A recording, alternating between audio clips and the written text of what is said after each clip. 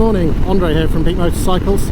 Today I'm out for a ride instead of being in the garage, so I'm trying out a few things. So the first thing is that I've changed my microphone. So I had been using a lav mic inside the helmet, just on a little clip, but for those of you who've seen a few of my riding videos lately, it was picking up some interference.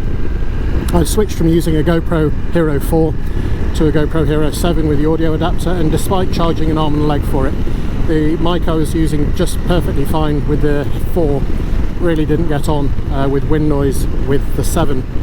After looking at a few options, most lav mics I think are actually made for clipping to somebody's shirt, so that when they're talking and they're not talking directly into it, it will pick up all the sound around them and their voice. This isn't ideal for helmets because they are very much it's a noisy place to be with the wind and the engine noise. So what I'm actually trying is wearing a flip-up helmet with a Sena Bluetooth system on it. Now this came with the boom mic which you use for the flip-up helmet, and also with a stick-on mic with a piece of Velcro which you can use for non-flip-up helmets. So I'm actually using that mic with an adapter and plugging that into my GoPro to see how that goes. It's also my first outing with the Enduristan luggage. I've got the Fender Pack on with some tools in it. I've also got the Rally Pack on the back with just a few bits and pieces for my GoPro, and then I also have the Blizzard XL panniers on. So it's a beautiful day for it, so we'll be doing a mixture of road and off-road. It's a part of the Trans-Euro Trail. It's going to be the section starting from Ringinglow on the outside of Sheffield and heading down towards Calver, and then winding through the Peak District, and I'll just see how far I get. So this is the 60-mile stretch of road between Bamford and Hathersage. So I'm just going to use this as an opportunity to get the bike up to speed and to see how this microphone performs. So it's 55, 56.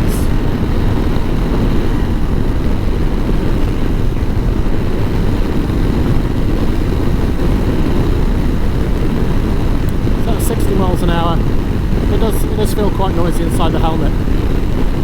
We'll see how good this Sena microphone is at blocking out that background noise when it comes through onto the GoPro. If it works, then I think this will become my go-to mic for helmets.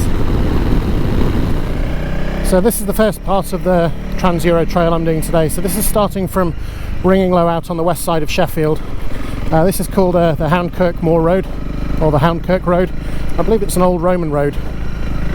It's a track that I grew up riding my mountain bike on in the late 80s and early 90s. I haven't been up here that much since then, but this actually seems to be a lot better than I remember it. Maybe it will get worse as we progress.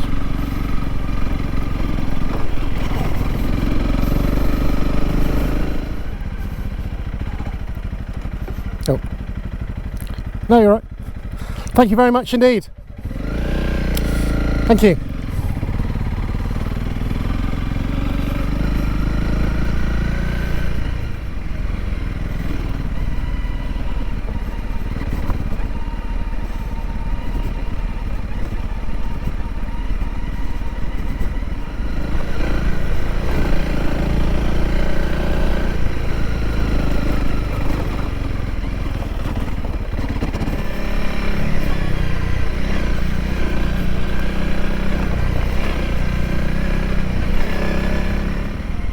Hello there.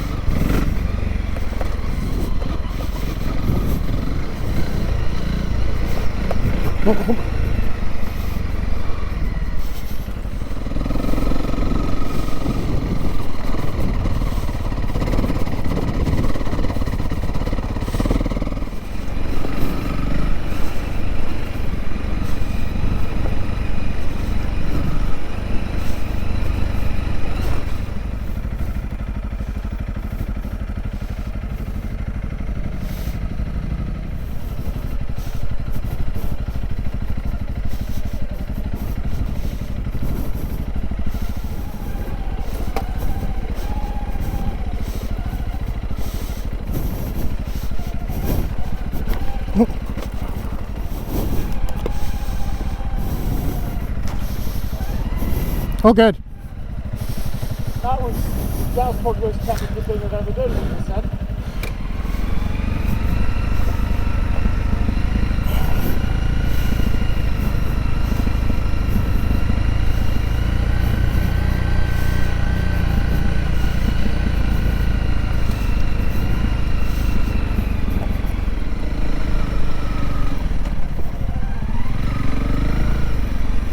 Hello there.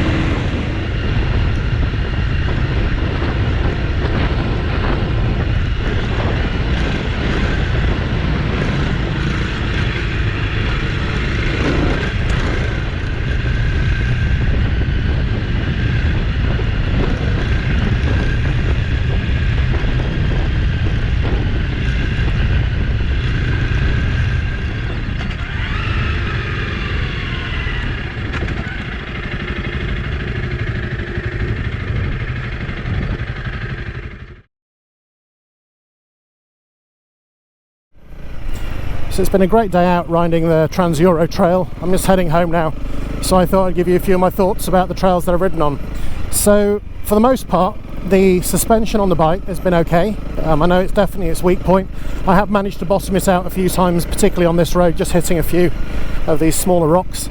So I do think at some point that does need to be done. And I think that's more down to my weight rather than a problem specifically with the bike.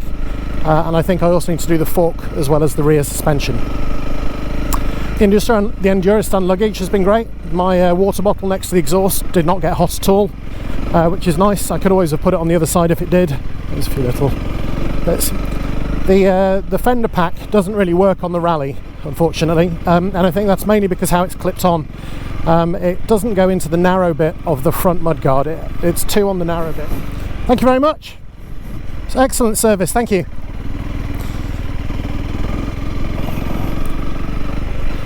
So yeah, I hadn't gone very far over these rocks first thing this morning, and it was just bouncing around, and I looked down, I saw one of the clips had come off. So I think if you have a CRF 300L where you can actually mount it quite close up to the headlamp and the headlamp turns with the bars, then I think the Fender Pack would be just perfect. If you have a CRF 300 Rally, then the Fender Pack isn't a great idea for the Fender, but you can certainly mount it on a Blizzard pannier. And over this rocky rough stuff, I'm running the tyre pressures at 18 psi front and rear, which is slightly lower than stock. I don't really notice it on the road, but it does help a lot, especially over these knobbly bits. Oh, it's just coming through.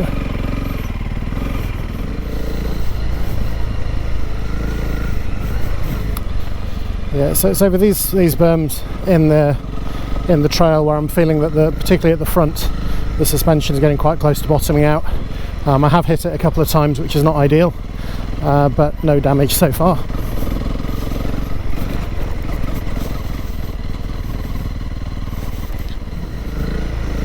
If you're ever up in the Peak District, this is such a fun road to come and ride. It is a legal byway, so it's for road legal bikes only, but it really is such a lot of fun. It is shared with walkers and mountain bikers, as you've seen, but there's plenty of room. And actually it's really nice at the moment just because it's this dry. If you come up here in the winter or when it's been very wet, then a lot of this would actually be mud rather than the sand there that you see today.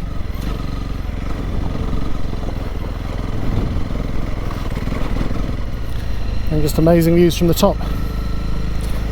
So this is the descent down and joins up with the road just above Fox House, if anyone knows the area.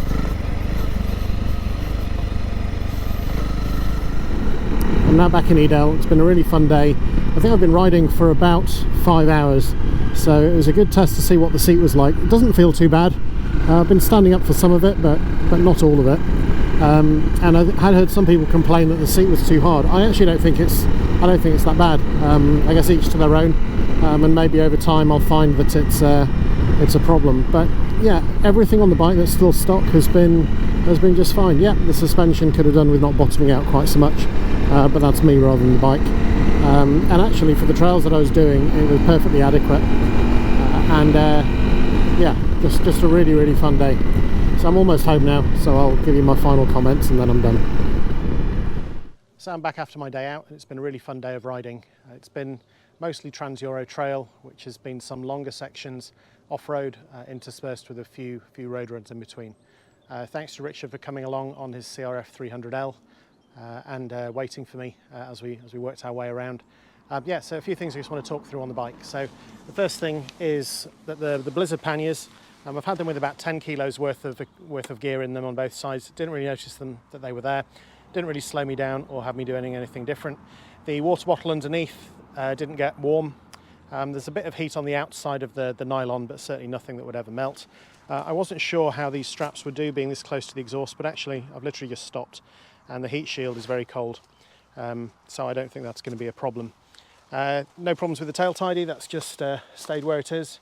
The rally pack, the Enduristan rally pack on the back, I think that's going to become my go-to. I'll probably just leave that on normally when I'm out trail riding. Today I was only going out with the Blizzards on, just to see how they were. So the Blizzards have performed really well. I think they might actually be a bit big for the sort of riding I'm going to be doing. I think probably the large panniers would be a better bet, but I think if you're ever going to do a long journey where you need as much space as you can, then the XLs would be the way to go. Other than that, as you might have noticed, I now no longer have the Fender Pack on the front. What I found the first time I got onto a rocky trail was that actually, because where it was gripping around here at the front, it was actually slipping forwards, and it had my tools in it, and to have all that weight even further forwards wasn't ideal.